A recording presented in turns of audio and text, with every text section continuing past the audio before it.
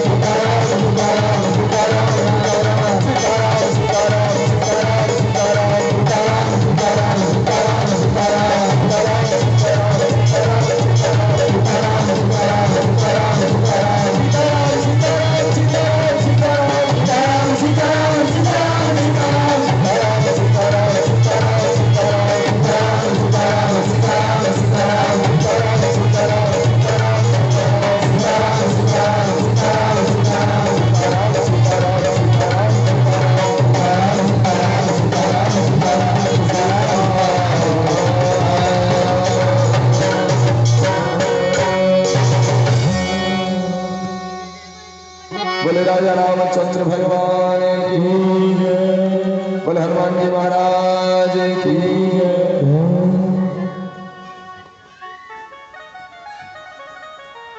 महाराज हनुमान जी महाराज माता जानकी जी से आज्ञा पाते हैं। मां,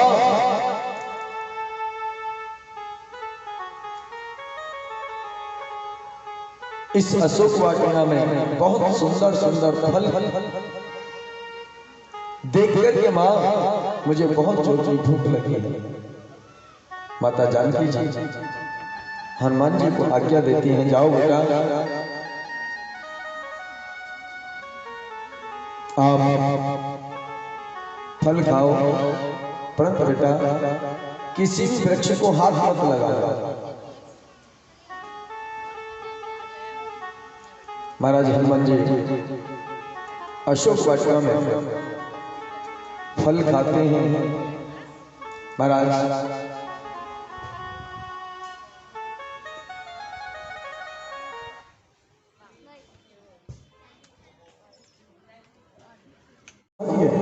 ये कोई साधारण मानव नहीं है। सोनो सोत बादल केसरी सारा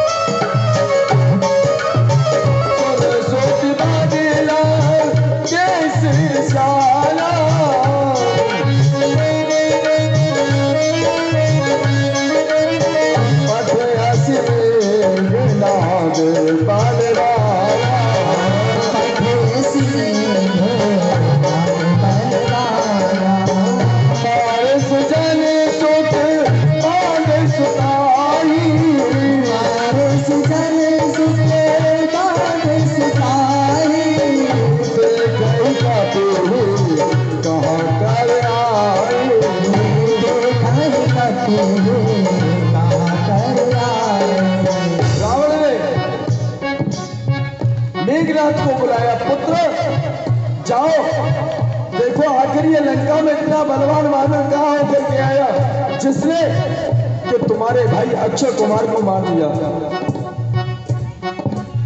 मेघनाथ ने सुना कि मेरा भाई अक्षय कुमार मारा गया,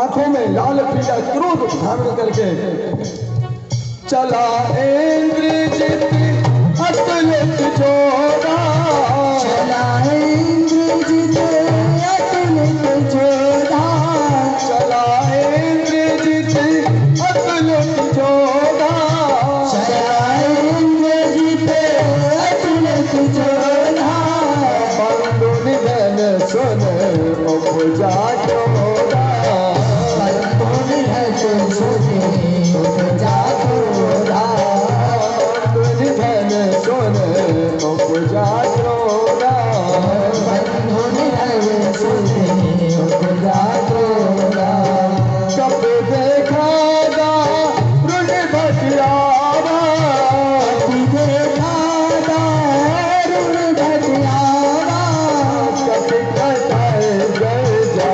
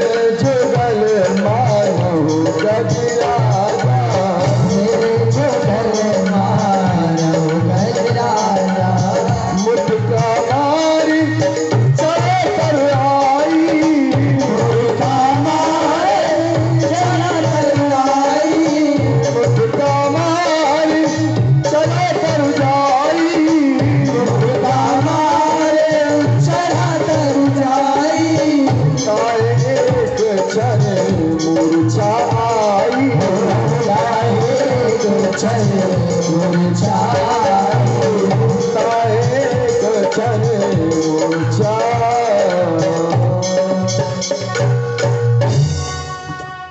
इंद्रजीत अपनी सेना को लेकर के गया। जैसे ही हनुमान जी जिस पेड़ पर बैठे हुए थे, फल खा रहे थे, राक्षस नीचे से हनुमान जी को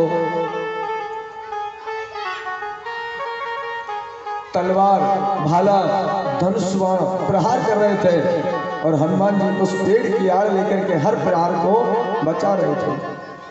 इंद्रजीत ने देखा, आकर के इंद्रजीत ने महाराज जिस पेड़ पे हनुमान जी बैठे हुए थे उसी पेड़ को उखाड़ दिया। हनुमान जी उछल करके दूसरे पेड़ पर बैठे रहे। इंद्रजीत ने जितने भी बाण चलाए, हनुमान जी सभी बाणों को तोड़ देते। इंद्रजीत आखिर में परेशान हो गया। इंद्रजीत ने हनुमान जी को युद्ध के लिए ललकारा, अगर तू इतना ही बड़ा बलवान है तो हमारे साथ मिलकर के युद्ध कर। हनुमान जी तुरंत नीचे आई और आकर के दोनों मल्ल युद्ध करने लगे। हनुमान जी ने इंद्रजीत को उठा करके फेंक दिया। जब हनुमान जी और मेघनाथ दोनों युद्ध करने लगे तो ऐसा लग रहा था जैसे कि दो गजराज, दो हाथी आपस में लड़ रहे हैं। इंद्रजीत का बल थक गया। इंद्रजीत ने कहा, ये तो बहुत बलवान वानर है, ये ऐसे मरने वाला नहीं है और ना ऐसे हमारे कब्जे में आने वाला। इंद्रजीत ने क्या किया महाराज?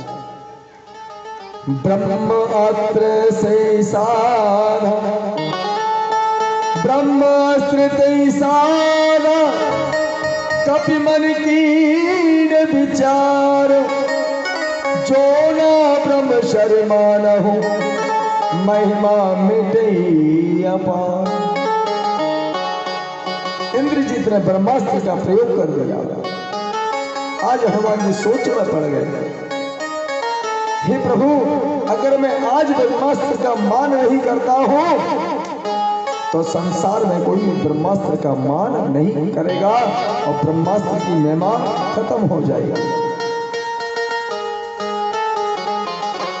ब्रह्मास्त्र की महिमा खत्म हो जाएगी।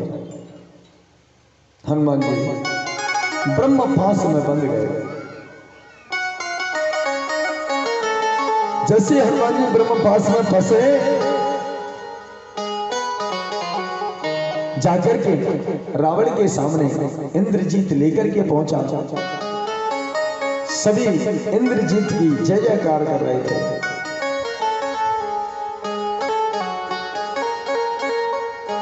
हनुमान जी को देखकर के रावण हंसने लगा। अरे ये छोटा सा बानर और इसने लंका पर अकेले इतना आक्रमण कर दिया, हमारे कितने राक्षसों को मार दिया, हमारे पुत्र को मार दिया। हनुमान जी रावण को प्रणाम करते हैं। हनुमान जी से रावण कहने लगा, अरे बानर, तुम कौन हो और कहां से आया है? हनुमान जी महाराज कहने लगे,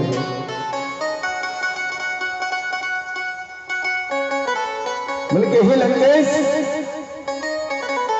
मैं उन्हीं का दास हूं, उन्हीं का सेवक हूं जिनकी आप नारी का हरण करके लाए हैं। मैं प्रभु राम का दास हूं। अच्छा,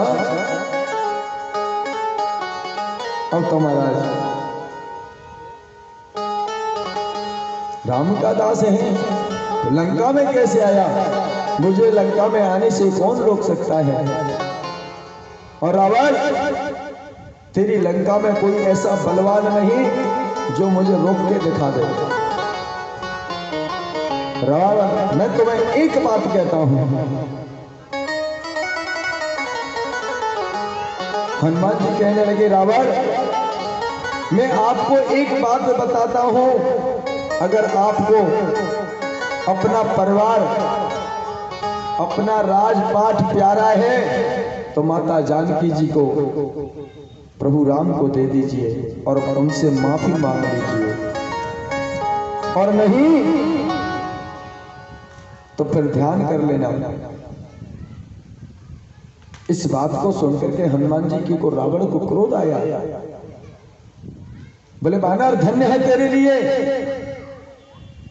हमारे सामने खड़ा हो रहा है और अपने स्वामी की प्रशंसा कर रहा है। तुझे पता नहीं तू कहां खड़ा है? लंकेश के सामने लंका में खड़ा है और लंका में खड़े होकर के अपने स्वामी राम की बात कर रहा है। इधर में महाराज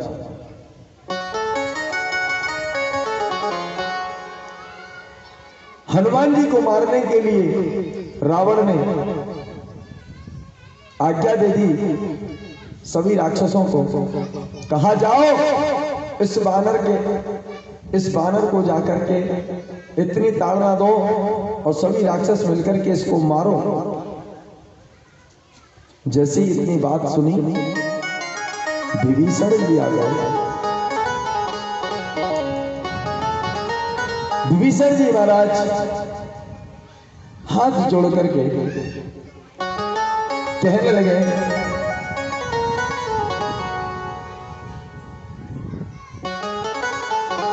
हे महाराज लंकेश, मैं आपको एक बात बताना चाहता हूं। क्या? बोले कि ये नीति के विरुद्ध है। अगर किसी के दूत को मारोगे तो उसके स्वामी को मालूम पड़ गया, क्या वो तुम्हें छोड़ देगा? तो फिर विभीषण इसके साथ में क्या करना चाहिए? बोले अगर आपको जो उचित लगता है वो दंड इनको दे दीजिए। अब तो महाराज हनुमान जी बार बार अपनी पूंछ पे हाथ फिराते हैं और अपनी पूंछ को चूमते हैं।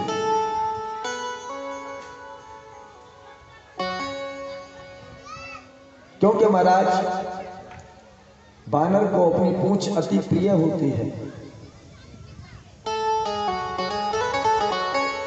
हनुमान जी बार बार अपनी पूंछ पे हाथ फिराते हैं और पूंछ को चूमते हैं। रावण समझ गया कि बानर को अपनी पूंछ प्रिय है। कहा, बोले एक काम करो, जितने भी निशाचर हैं सभी निशाचर इस बानर की पूंछ में आग लगा दो।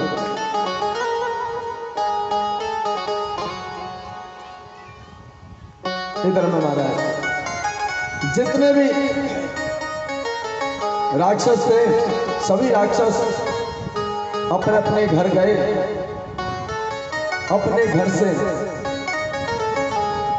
कपड़े तेल में बोर बोर करके हनुमान जी की पूंछ से लपेटते जा रहे हैं। जैसे ही हनुमान जी की पूंछ से कपड़े लपेटे तेल डाल करके हनुमान जी ने वहां अपनी लीला प्रारंभ कर दी। पूंछ को बढ़ाना प्रारंभ कर दिया। सारी लंका में जितना घी था, तेल था, कपड़े थे, कपास था, कम पड़ गया।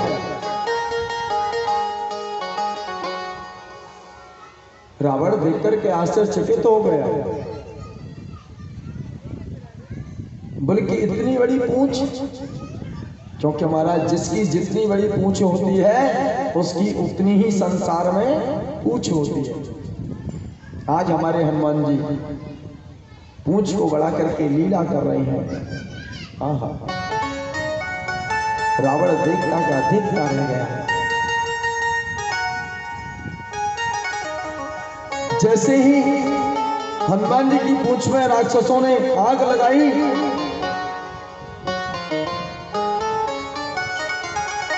आग लगा करके हनुमान जी ने देखा कि पूंछ में आग लग गई है। हनुमान जी कभी इस अटारी पे जाते हैं, कभी उस अटारी पे जाते हैं। पावक जरत देखे हनुमंता, पावक जरत देखे हनुमंता, पावक जरत देखे हनुमंता।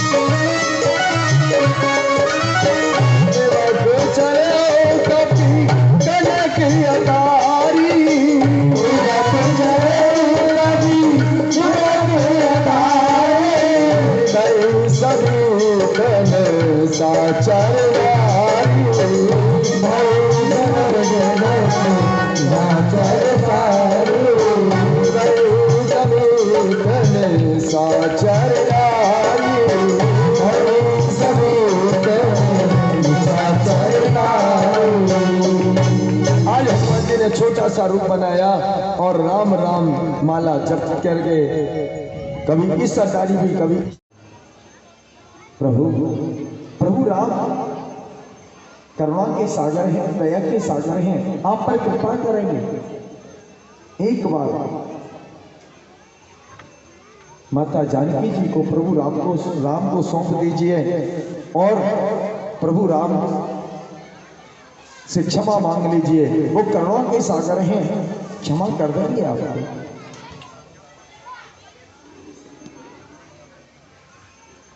इतनी बात रावण ने सुनी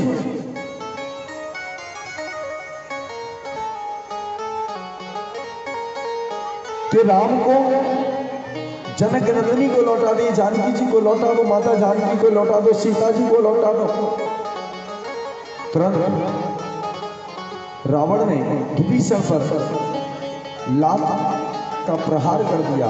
लात मार करके हमेशा जो भी बात करेगा उल्टी करेगा।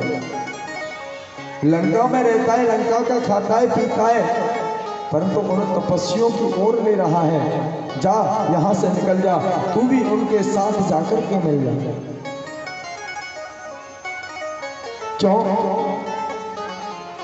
आज बाबा भोलेनाथ माता पार्वती से कहने लगे, देवी विभीषण एक संत है और जो संत का अपमान करता है परमात्मा उसे कभी भी माफ नहीं करते। ओ मां संत कहीं यही बड़ाई, मंद करत जो करही भलाई। सिया राम सिया राम जय जय राम, सिया राम सिया राम जय जय राम। ओ मां संत कहीं यही बड़ाई, मंद करत जो करहि भलाई। सिया राम जय जय राम, सिया राम जय जय राम। उमा संत जो कहे बड़ाई, मंद करत जो करे भलाई। बाबा भोलेनाथ कहने लगे, आज विभीषण ने रावण को समझाया परंतु रावण की समझ में नहीं आई है। क्यों? कि जिसकी मति भ्रम हो जाती है उसे किसी की बात अच्छी हो या बुरी हो सुनाई नहीं देती। रावण ने विभीषण पर लात का प्रहार कर दिया। विभीषण जी फिर भी हाथ जोड़ करके कहने लगे, तुम पे तो सारा सो भले ही मोह मारा, तुम पे तो सारा सो भले ही मोह मारा, तुम पे तो सारा सो भले ही मोह मारा, तुम पे तो सारा सो भले ही मोह मारा। नाम भजे तो नाथ तुम्हारा, नाम भजे तो नाथ तुम्हारा। तुम पित सरस भले ही मोहि मारा और राम भजे हितनाथ तुम्हारा। हे भैया, आप पिता के समान हैं, आप बड़े हैं, चाहे भले ही आपने मुझे मारा परंतु मैं आपसे एक निवेदन फिर भी करना चाहता हूं। क्या? कि प्रभु राम का भजन कर लीजिए। जब तक आप राम का भजन नहीं करेंगे जब तक आपके जीवन का कल्याण होना नहीं है। राम का भजन करेंगे तो आपके जीवन का कल्याण हो जाएगा। और भैया एक बात कहूँ आपसे, क्या? राम सत्य संकल्प प्रभु सवा काल बस तोर, मैं रघुवीर शरण जाहू देहि जन खून। प्रभु मैं तो प्रभु राम की शरण में जा रहा हूं, परंतु तुमको एक बात बताता हूं। क्या? बल्कि राम कोई साधारण मनुष्य नहीं है, तो राम सत्य के स्वरूप हैं, परमात्मा हैं, सत्य पुरुष परमात्मा हैं, साधारण मनुष्य नहीं है। और जब तक आप राम का भजन नहीं करोगे तब तक आपका कल्याण नहीं हो सकता। हाँ महाराज, इधर में अपने मंत्री को लेकर के विभीषण जी आकाश मार्ग से प्रभु राम से मिलने के लिए समुद्र के किनारे पर पहुंचते हैं। इधर में पीछे से जावाही रावण जावाही विभीषण प्यारा, रावण जावाही विभीषण प्यारा, रावण जावाही विभीषण प्यारा,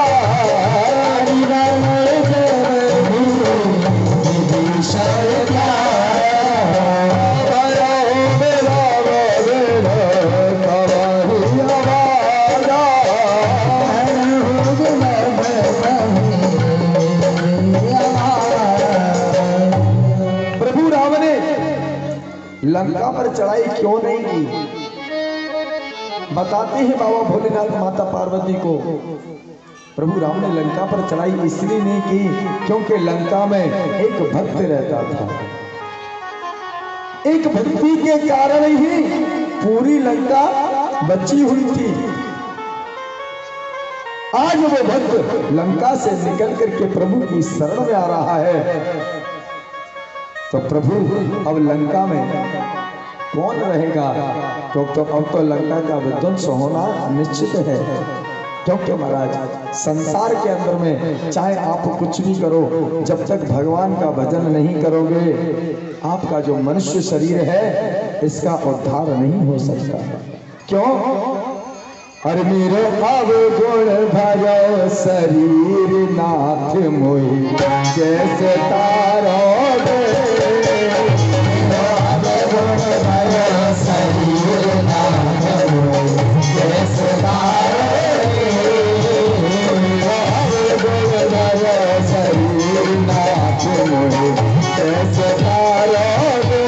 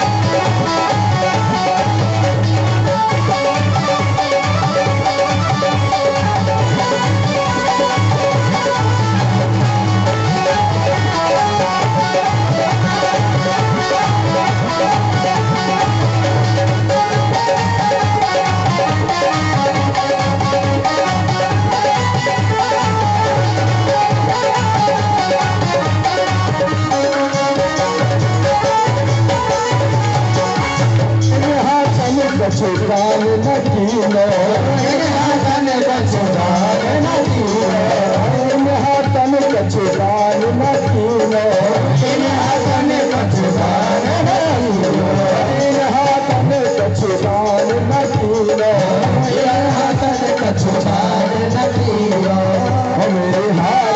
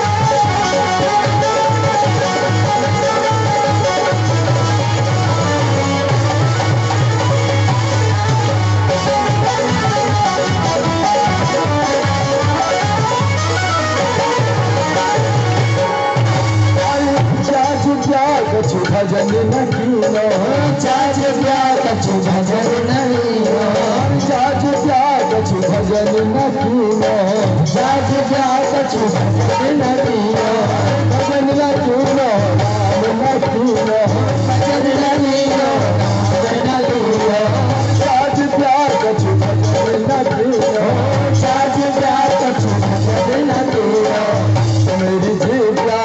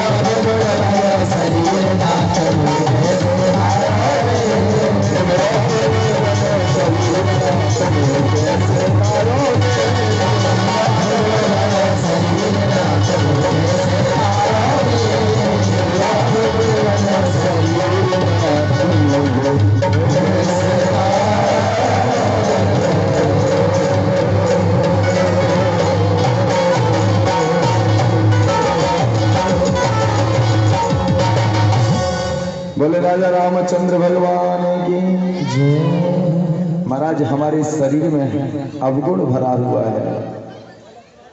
जब तक हम अपने शरीर से अवगुणों को नहीं हटाएंगे तब तक परमात्मा की कृपा हमारे ऊपर होने वाली नहीं है।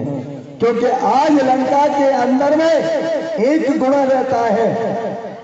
वो गुण कौन है? विभीषण जी महाराज। जिस व्यक्ति के अंदर में एक गुण विद्यमान रहता है संसार में, उस गुण की प्रशंसा होती है। आज जब उस व्यक्ति का वो गुण अवगुण में बदल जाता है तो तभी संसार में उस व्यक्ति को त्रास करते हैं।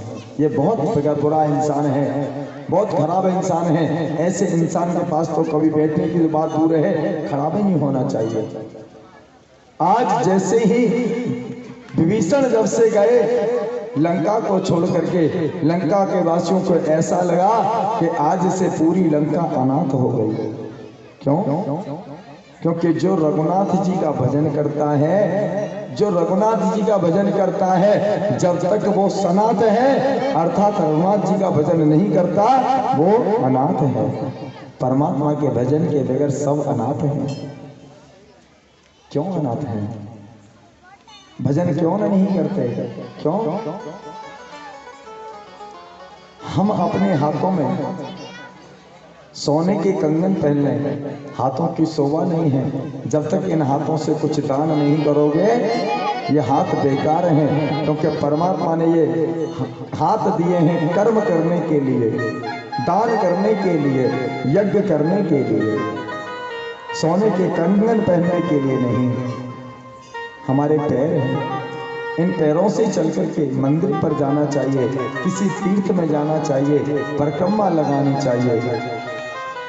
जब तक ये पैर पवित्र नहीं होते हैं, हम दुनिया से लड़ने के लिए अपनी जिह्वा पे कितनी अपवित्र वाणी बोल देते हैं। एक मिनट भी नहीं लड़खड़ाती। जब भगवान का भजन करते हैं तो हमारी जिह्वा भी लड़खड़ाने लग जाती है। क्यों? क्योंकि महाराज जब तक प्रभु की कृपा नहीं होती तब तक कुछ नहीं होता। आज विभीषण पर प्रभु की कृपा हो गई तो आज विभीषण को प्रभु की शरण मिल गई। जैसे ही सुग्रीव आज हनुमान जी ने विभीषण को आता देखा, कहने लगे प्रभु आज तो रावण का भाई मिलने के लिए आ रहा है, कहीं ऐसा ना हो कि ये लंका में रहता है, राक्षस है, और महाराज कहीं हमारा भेद लेने के लिए आ रहा हो। भगवान राम कहने लगे कोई बात नहीं, अगर ये हमारा भेद लेने के लिए आ रहा है तो हम इसको बंदी बना करके अपने पास रख लेंगे, और अगर ये हमारी शरण में आ रहा है तो हम इसे अपने सीने से लगा करके रखेंगे।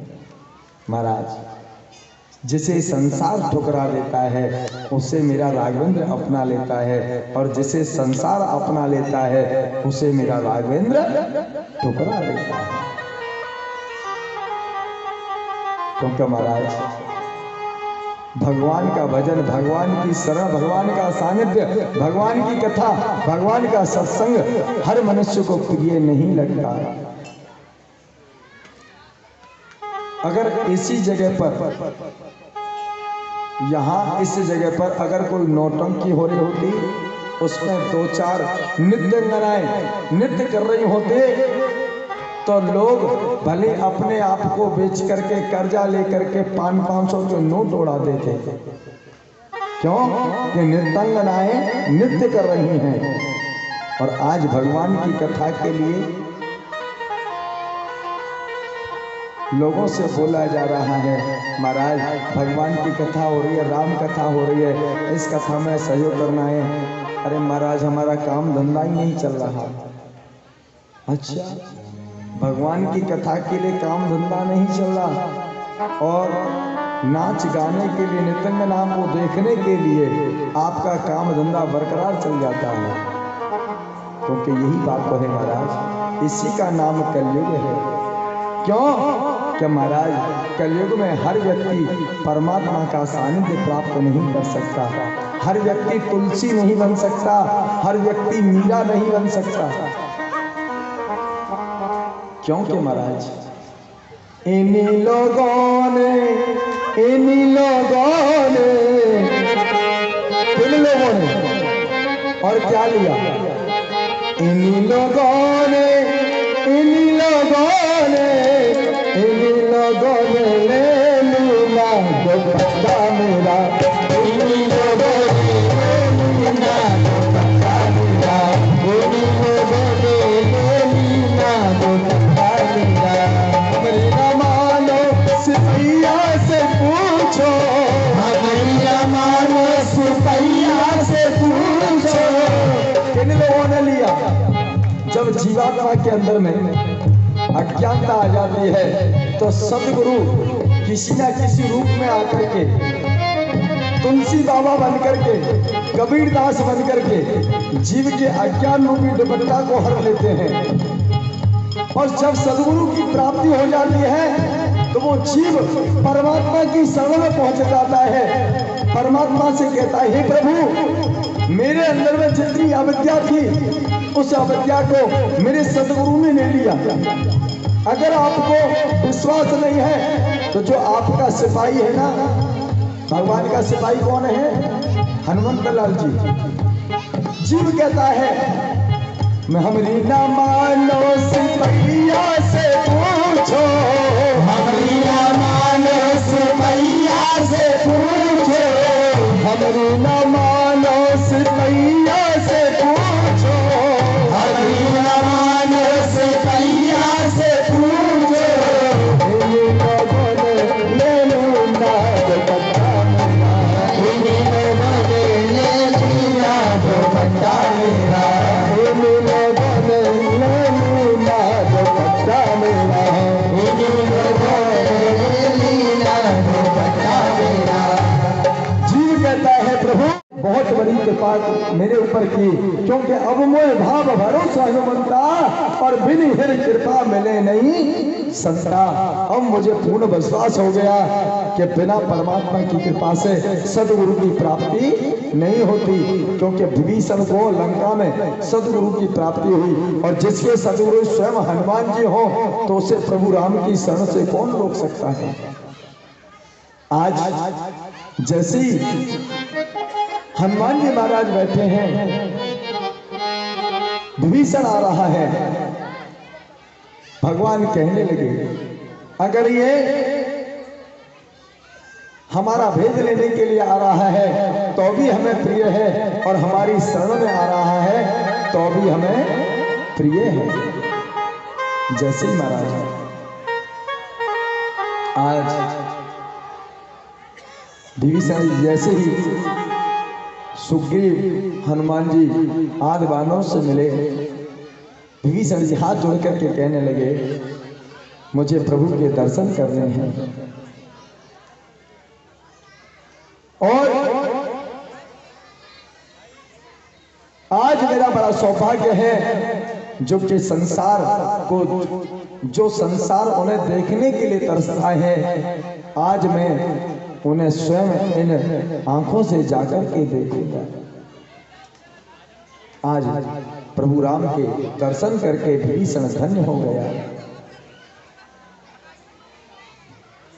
क्योंकि महाराज सबके ममता ताज बटोरी, सबके ममता ताज बटोरी, सबके ममता ताज बटोरी, सबके ममता ताज बटोरी, मन पर मनहु बागवारी डोरी, मन पर मनहु बागवारी डोरी, सबके ममता ताग बटोरी, मम पद मन ही बांध बर डोरी। हे प्रभु जो जीव संसार से ममता रखता है आपका सानिध्य उसे प्राप्त नहीं होता।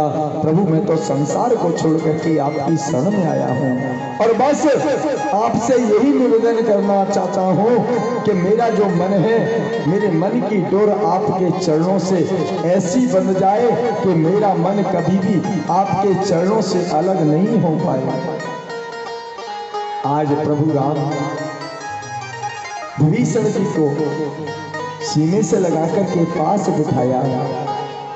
प्रभु राम कहने लगे, हे विभीषण जी, तुम सारे खे संत प्रिय मोरे, तुम सारे खे संत प्रिय मोरे, कराओ देह नहीं आनंद हो रे, कराओ देह नहीं आनंद हो रे, कराओ देह नहीं आनंद हो रे, कराओ देह नहीं आनंद हो रे, तुम सारे खे संत प्रिय मोरे, तुम सारे खे संत प्रिय मोरे।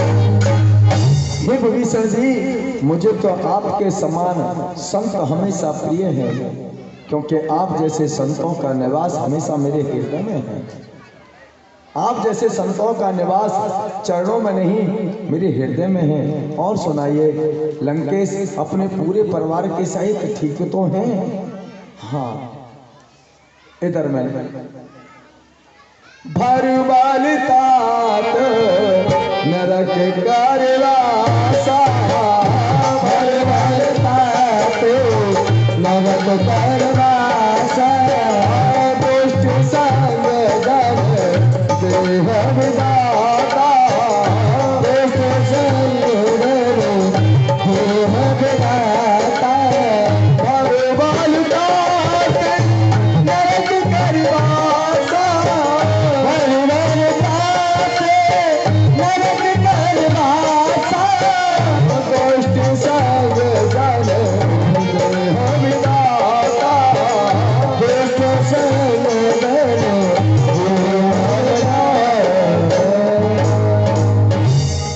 आज हाथ जोड़कर के विभीषण जी कहने लगे, हे प्रभु, चाहे आप किसी व्यक्ति को नरक में निवास दे देना, नरक में वास दे देना, परंतु किसी दुष्ट के साथ में उसका निवास कभी मत देना। प्रभु मुझे मालूम है, मैंने एक एक दिन लंका में किस तरीके से काटे हैं, केवल आपका भजन करने के द्वारा, आपकी कृपा के द्वारा एक एक दिन मैंने लंका में ऐसे काटे हैं जिस तरीके से दांतों के बीच में जीव रहती है, ना जाने कब जीव दांत के नीचे आ जाए, कट कर के अलग हो जाएगी। इसी तरीके से महाराज मैं लंका में एक कोने में चुपचाप आपका भजन करता रहा, चिंतन करता रहा, मैं कदापि नहीं बोला। प्रभु जब मैं बोला तो कब बोला कि प्रभु जब आपके भक्त का अपमान किया जा रहा था, माता जनक नंदिनी को सताया जा रहा था, जब मुझे बोलना पड़ा और उसके बोलने की सजा मुझे इतना प्रभाव कर गई कि आज मुझे आपकी शरण मिल गई। आज महाराज जैसे ही प्रभु राम ने विभीषण को पास बिठाया और बाण और भालुओं से कहा, जाओ भैया एक लोटे में जल लेकर के आओ, हम विभीषण जी का राज तिलक कर देते हैं। जबकि विभीषण की इच्छा नहीं है लंका का राज प्राप्त करने की, क्योंकि परमात्मा उस भक्त के जीवन में अपनी माया डाल करके देखता है कि ये भक्त मुझे चाहता है या मेरी माया को चाहता है। जब राजा बनने का आशीर्वाद प्रभु राम ने दे दिया और तिलक कर दिया कि जाओ आज से मैं तुम्हें लंका का राज प्रदान करता हूँ, जब तक पृथ्वी आकाश रहेगा तब तक विभीषण लंका में आपका अखंड राज रहेगा। अब तो महाराज विभीषण जी से प्रभु राम पूछने लगे, हे विभीषण जी, हमें एक बात बताइए, लंका पर जाने के लिए हमें क्या करना चाहिए? बोले कि प्रभु, आपका जो कुल गुरु है वो वरुण देव है, और महाराज जो सागर है वो वरुण देव का स्वरूप है। महाराज आप इनसे जाकर के प्रार्थना कीजिए, ये आपको रास्ता दे देंगे, और आप जैसे ही सागर रास्ता दे दे आप लंका पर चढ़ाई कर देंगे। प्रभु तुम्हारे कुल गुरु जलद कहे विचार, बिन प्रयास सागर तरही सकल बाण कपिधार। हे प्रभु, आप समुद्र के समीप जाइए और समुद्र के समीप जाकर के वरुण देव की प्रार्थना कीजिए, आपको रास्ता मिल जाएगा। इधर में महाराज जैसे ही प्रभु राम ने सोचा, कहा विभीषण जी आपकी बात तो ठीक है, आपकी बात तो ठीक है,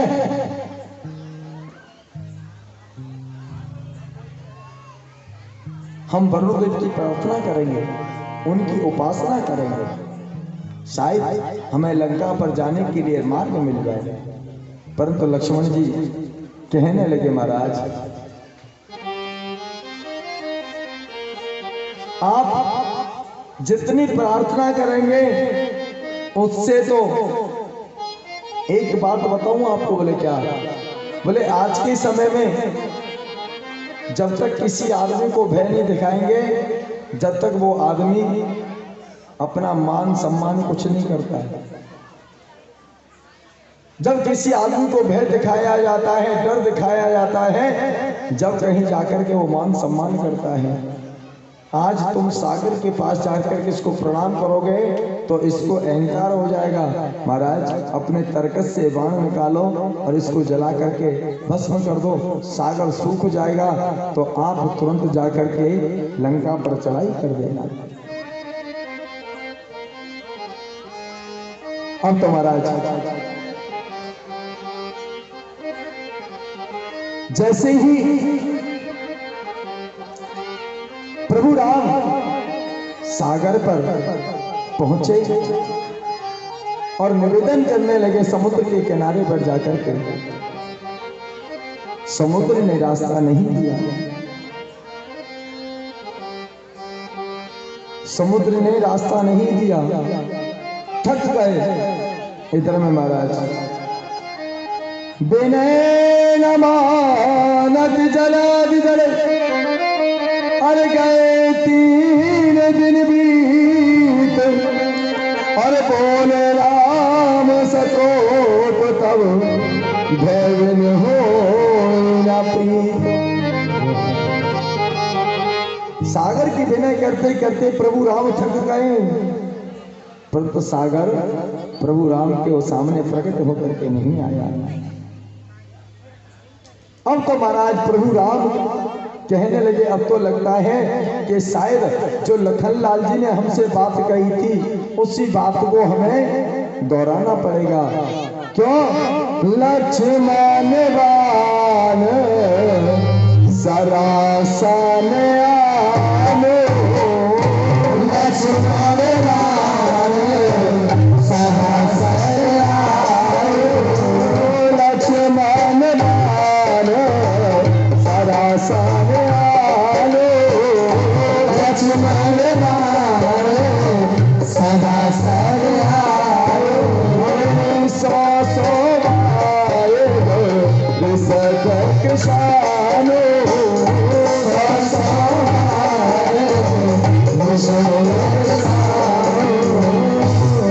लक्ष्मण बाण सरासन आनो, 100 बार दे सके कृषानो। आज महाराज प्रभु राम से लखन लाल जी कहने लगे, प्रभु संकोच ना कीजिए, अपने तरकस से बाण निकालिए और तुरंत समुद्र को सुखा दीजिए। आज प्रभु राम ने जैसे ही तरकस से बाण निकाला, समुद्र पर वार करने के लिए तैयार हुए, तुरंत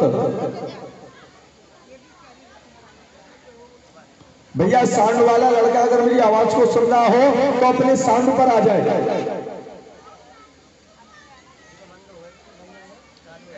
सांड वाला लड़का अगर मेरी आवाज को सुन रहा हो तो सांड पर आ जाए। कमल देख किधर है ये?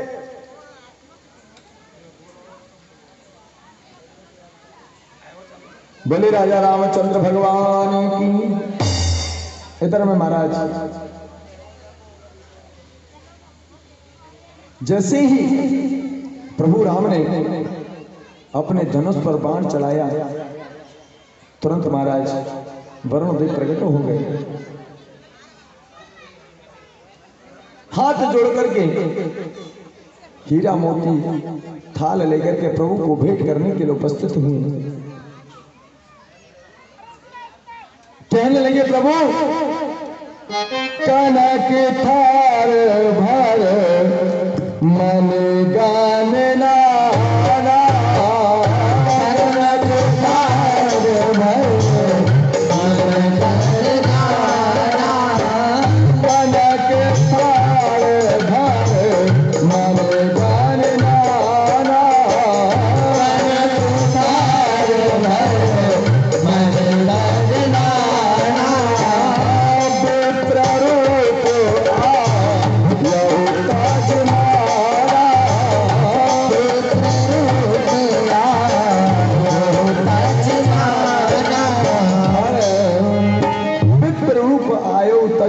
माना ब्राह्मण का रूप धारण करके वरुण देव प्रकट हुए। हे प्रभु मेरे अपराध को क्षमा करें।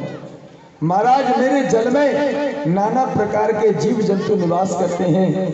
आज आपको क्रोधित देख करके जितने भी जीव जंतु हैं सभी अकुलाने लगे। प्रभु ऐसा मत कीजिए। काटे पर कदरी भरई और कोट जतन को सींच बिने न मार खगेश सुन डांटे पैनव नीच। महाराज जब तक किसी आदमी को डांटा नहीं जाता वो अपने सही मार्ग पर नहीं चलता। सही मार्ग पर वही व्यक्ति चलता है जिसको कि डांट फटकार लगती रहती है। आज आपका बच्चा है कोई गलती कर रहा है, आपने उस बच्चे